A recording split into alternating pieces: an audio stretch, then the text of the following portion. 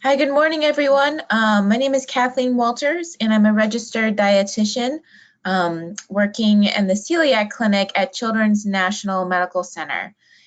So today we're going to be covering what a well-balanced gluten-free diet looks like. Bear with me. Okay. So a big question for anyone, whether you just found out that you have celiac or you found out 3 or 4 years ago, what does a balanced gluten-free diet look like compared to a non-gluten-free diet? And in all actuality, it really looks the same. Of course, there will be small differences, but we can talk about just where those differences really occur. So some of you may be familiar with this. This is My Plate. It's an icon that developed by the federal government to really represent what a balanced, healthy plate looks like. That's really going to protect our bodies from, ideally, from chronic diseases down the line, and get us all the vitamins and minerals that our bodies need to perform to the best of our ability. So the idea behind My Plate is that half the plate should be, your plate at any meal should be fruits and vegetables. About a quarter of the plate should be grains, and ideally we want to make half of these grains at least whole grains. Of course, this is where you would find a lot of those gluten-containing products, but there are several gluten-free whole grains that you can choose from. And then a quarter of the plate would be protein. And then you'd also have to include dairy, so really like low-fat or fat-free dairy products or dairy alternatives if you have any sort of lactose intolerance. So this is just a nice visual to give you an idea of how you can really balance your plates. So as I mentioned, you want to make half of your plate fruits and vegetables, and these can be fresh vegetables or they can be frozen. You can also choose canned vegetables as well as fruits, but you really want to make sure that you drain them and wash them to remove any extra sodium. This is more for the vegetables, and then because fruits are usually either in a syrup or in a natural juice if they are any sort of canned product. So choosing ones that are natural juice rather than the syrup, since that's just added sugar that your body just doesn't need. And really you can try to make, just like in the picture here, a nice, really colorful plate. So choose a variety at any given meal or snack time.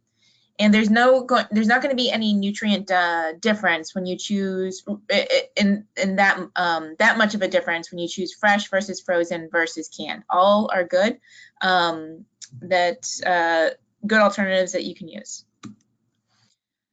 You also want to choose all colors of the rainbow. So every single fruit and vegetable has a different nutrient profile. They're all going to have different amounts of vitamins and minerals. So making sure you choose having a green vegetable, whether it's lettuce or spinach or kale. Like in the picture here, you can have red tomatoes or red bell peppers, sliced radishes, really anything that looks appealing to you, but the more colors you have, again, the more nutrients, and it's just going to look more appealing.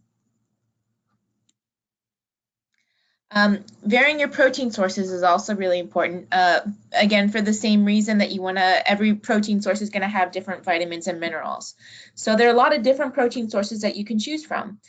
Beans, whether it's black beans, red beans, pinto beans, garbanzo beans, any bean source really is going to be a great source of protein. As well as fiber, also very important, both for regular bowel movements and keeping you fuller for longer. Lentils, also a great source of protein. So you could try making a lentil soup as a meal, or I like to combine lentils with sauteed broccoli and sauteed bell peppers, sprinkle a little oregano and olive oil on there, and also add in some sauteed Roma tomatoes, and you can make a whole meal of it. Chicken and fish are great sources of protein as well. And again, we want to focus on lean meat, so choosing grilled chicken rather than fried chicken. If you wanted to try something, if your kids really like chicken tenders, you could always try for a whole grain gluten-free chicken tender. I've seen different kinds at Target and Walmart and many supermarkets that you can try, or you can make your own kind of whole grain gluten-free breading on a chicken tender if that's what your kid really likes. But I would still try to encourage you to cook grilled if possible, and just use different flavorings, whether it's garlic or lemon pepper, or even a little bit of a gluten-free dressing that you could put on those meats. Other protein sources would be Greek yogurt. So here you would want to choose low-fat or fat-free Greek yogurt. I like to go for plain since it's not going to have the added sugar that you're going to get from a lot of the flavored yogurts. And I'll put a lot of cinnamon in there and mix it up and then dip apples in it. So slice apples and make a nice snack or make that as part of a meal. Nut butters are also a great source of protein, whether it's peanut butter, almond butter, cashew butter, soy butter, or if you're allergic to tree nuts and peanuts, there's also other alternatives out there made from sunflowers, so sunflower butter. Tofu and soy products are great sources of protein as well. And red meat, but we want to try to do this just occasionally and choose lean red meats when possible. So if I'm going to make a spaghetti sauce, for instance, and include meat in there, I'll usually go for maybe like a 93% lean meat or 95 if possible, and just make up for some of the fat that's removed by adding some more spices. So I'll add black pepper and garlic in there, and maybe some onions, again, to just provide a little bit more flavor. For dairy products, as I mentioned, you want to choose low-fat or fat-free dairy products. It can be, for instance, low-fat or 1% or skim milk, but it doesn't have to be milk. So say you have a lactose intolerance, which can occur with a lot of celiac patients, either in the long term or in the short term while their intestines are still healing from intestinal damage. You can choose dairy alternatives such as almond milk, coconut milk, soy milk, cashew milk, flax milk, and even green pea milk. I know it may sound a little different, but it actually is quite tasty. And I work in an allergy clinic at Children's as well, and so we brainstorm with parents all the time with other dairy alternatives that they can choose. Just make sure when you choose a dairy alternative, it's fortified with calcium and vitamin D. Since that's what most just regular dairy products are going to contain, and it's really important for your overall bone health. So something that I like to do is I'll have a glass of unsweetened almond milk and sprinkle a little bit of cinnamon here, just like in the picture. Have that as a part of maybe a snack or maybe a special treat that I'm going to have. Other products that contain low-fat or fat-free dairy, low-fat and fat-free Greek yogurt or regular yogurt as well.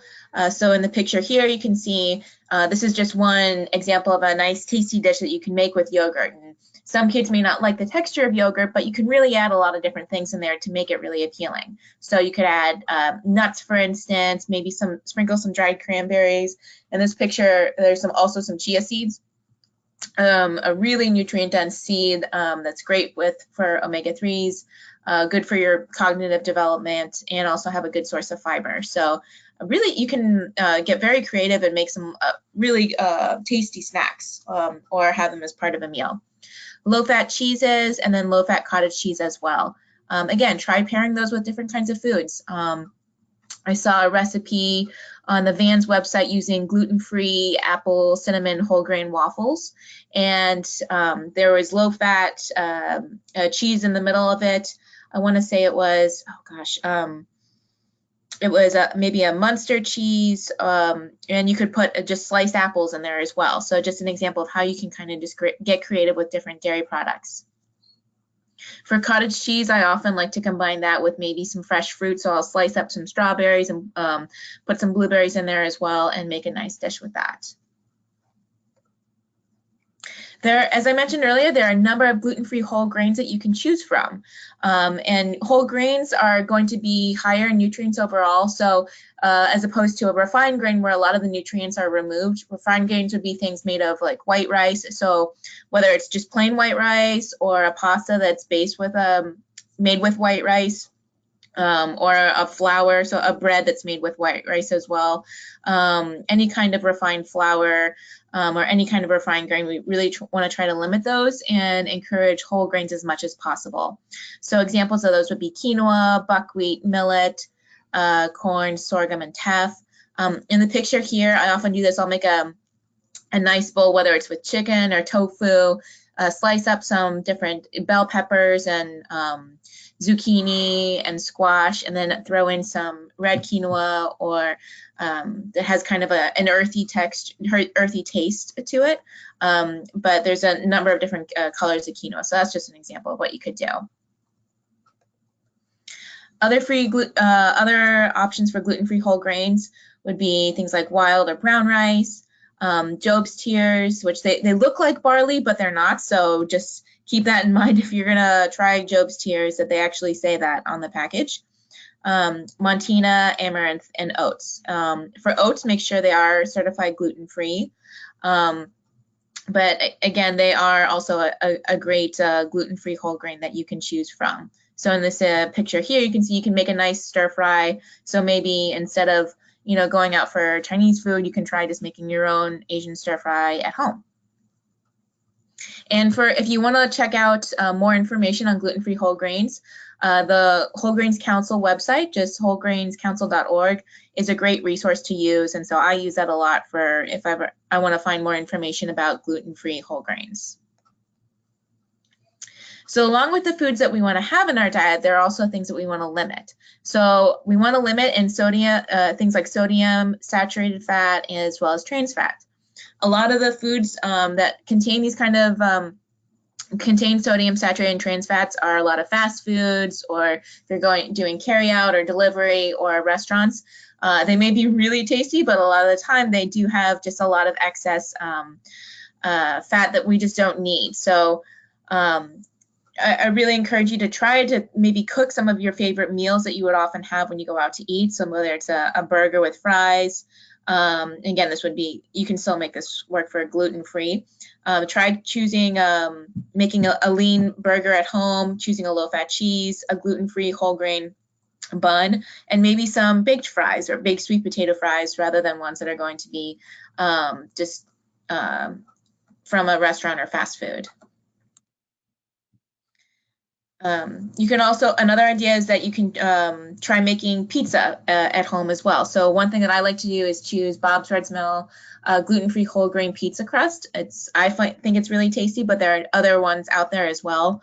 And you can make your own tomato sauce, or use a small can of tomato sauce, a low-fat mozzarella cheese, and you can just dice different vegetables to put on top of there as well, and maybe try something like turkey pepperoni instead of just regular pepperoni. Or you can try a grilled chicken rather than like a fried chicken or something. Beverages are also an important part of the diet. So really making sure that you're trying to limit sugar-sweetened beverages to sparingly, because they are pretty low in nutrients and are just high in added sugar that your body just doesn't need. So trying to limit things like lemonade, sweet tea, soda, juice. If it's going to be juice, try to choose 100% juice and limit it to no more than 1/2 cup a day. And that's across the board for any child.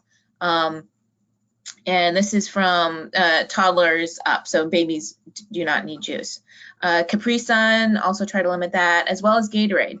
Gatorade, though it may be great for maybe an endurance activity lasting for longer than 60 minutes, a small amount of Gatorade is okay, but really water would be the first choice. So for beverages, we want, as I mentioned, water is really important. So whether it's just plain water, seltzer water, or even flavored water. So you can flavor water with maybe lime juice or lemon juice, or put some fruit actually straight into your water as well, like in the picture. And you want to, again, choose low-fat or fat-free milk or milk alternatives as other beverages to choose. So when we're choosing gluten-free products in the supermarket, a lot of people think that just because a product is gluten-free means it's quote-unquote healthy, but that's not always the case. So, and this is just an example, and I talked about this a little earlier about that it's more important to choose maybe whole grains over refined grains, because there is a difference in the nutrient profile of those kind of products. So here you have an example of a refined grain.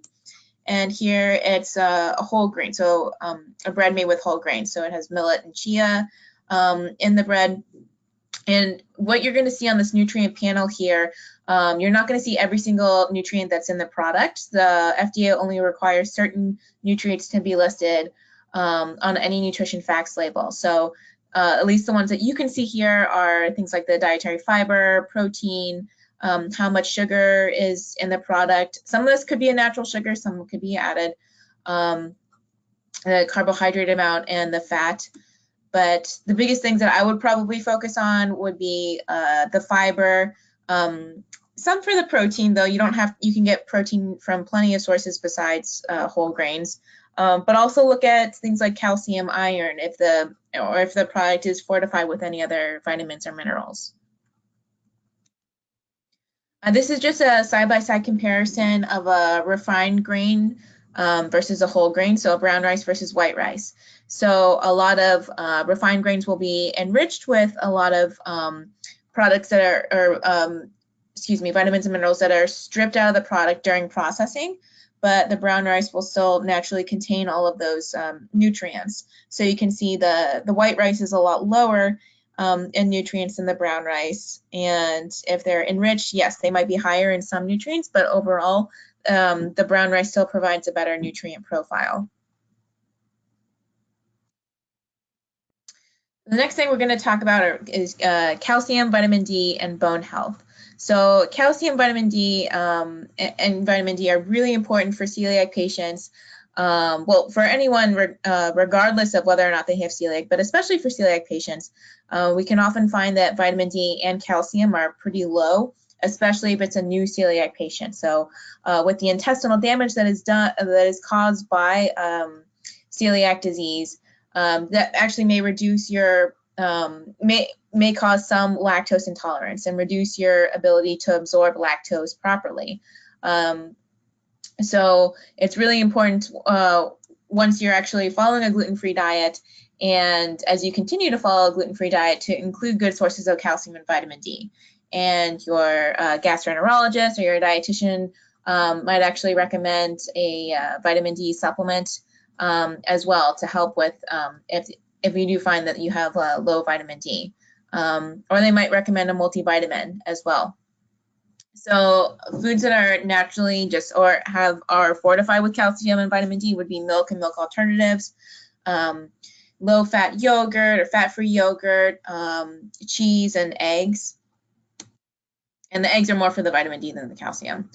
And other sources, especially for vitamin D, would be salmon and tuna that are canned actually in their bones, mushrooms, fortified cereals, and as well as sunlight. For sunlight, the exact amount of sunlight really depends on your location, your skin tone, the season. So a great website that you can use to learn more about how much vitamin D your body really needs to obtain a good required amount on a daily basis in addition to food is the Vitamin D Council website. So in this picture here, you can, this is just one way that you can incorporate more vitamin D into your diet. So choosing a gluten-free whole grain toast, putting some avocado on there, so a really healthy source of fats that really will help to fill you up, and putting whether it's hard-boiled eggs or maybe some, you can make, a fried egg, but use something like Pam or just a small amount of oil if you want to cook it. Another important part of bone health is physical activity. So for kids, they need about 60 minutes of physical activity or more daily. And this includes both aerobic activities, muscle strengthening activities, and bone strengthening activities. So aerobic activities should be done about 3 days a week. And these could be things like running, hopping, skipping, jumping rope, dancing. Those are just a few of them. And that's really important, to build up their overall cardiorespiratory fitness. And this is all from the physical activity guidelines for Americans put out by the U.S. government. Muscle strengthening activities as part of their daily physical activity, again, should be about 3 days a week. So examples of this would be maybe playing on the playground, climbing trees, playing tug of war. It could also be things like lifting weights or using resistance bands, maybe for some of your adolescent kids. And then bone strengthening activities, also you want to do this at least 3 times a week. And they could be things like basketball, tennis, jumping rope, running. All of these are really important for overall bone health and overall physical health just for any kid. And the bone strengthening activities in particular are important for kids and adolescents because they're greatest, because they build bone mass during puberty and just before puberty as well. So by the end of their adolescence, their peak, the majority of their peak bone mass is almost obtained. And again, if you want to learn more about this, you can just Google the Physical Activity Guidelines for Americans. You can download the entire PDF for free, and you can go to, I believe, Chapter 3 covers children and adolescents. The last part that we're going to talk about today are including good sources of iron. So we also find with celiac patients that many can be iron deficient. And they may present before they even find out that they have celiac, that they have iron deficiency anemia. So again, your overall iron can be reduced because of damage to your intestines. And hopefully over time that will subside, as well as ideally if you're including a lot of good sources of iron in your diet and potentially taking an iron supplement if your gastroenterologist or pediatrician or dietitian find that that's important for your child or adolescent to take. So good sources of iron would be things like chicken, lean beef, turkey. Beans are a great source, as well as lentils, any kind of nut, but particularly cashews. Other sources of iron, as you can see listed here, dark green leafy vegetables, tofu and baked potatoes, and then gluten-free whole grains that are just naturally good sources of iron. But this list is not all inclusive, so if you want to learn more about other sources of iron, you can visit the Eat Right website. This is the website for the Academy of Nutrition and Dietetics, and just search for iron, and there for different recipe ideas or other sources. You can also check out the Office of Dietary Supplements website from the National Institute of Health and just search for iron there as well. And so they provide a great list of different sources of iron, as well as how much your child needs on a daily basis. So what's the overall bottom line? We really want to focus on variety for every major food group, as I had already mentioned, because every food is going to have a different nutrient profile. Trying to limit the amount of times that you go out to eat, and maybe trying to make some of your favorite dishes at home, just with a healthier twist on them. So you can still really enjoy a lot of your favorite foods, just get a little creative. And get your kids involved in the meal preparation as much as possible. I see a lot of parents in our clinic referred from their pediatricians for picky eating, and it's very common for young kids and even for some adolescents. So there is a lot of research to support that the more kids are involved in the meal preparation process, the more they are invested in the food that they could potentially eat. And so don't just give up, I think, after one time, particularly with the fruits and vegetables, and try to reintroduce the foods in different ways. So adding them into different dishes and pairing it with some of their favorite foods as well. But we will talk more about picky eating in a different webcast or podcast, but that's just a little primer there for you. So let me see if we have any questions. One of note that if you want to download the PDF version of this presentation, you can do so under the handout section on this website. And if you have any questions for me, please feel free to reach out to our team, or you can email me at kwalters@childrensnational.org. As I mentioned, I work with kids, whether it's celiac, or if they have picky eating issues, or if they have multiple food allergies. I work in a lot of different clinics, so I can do my best to answer any questions or concerns that you might have. So thank you so much for your time, and I will open it up to questions.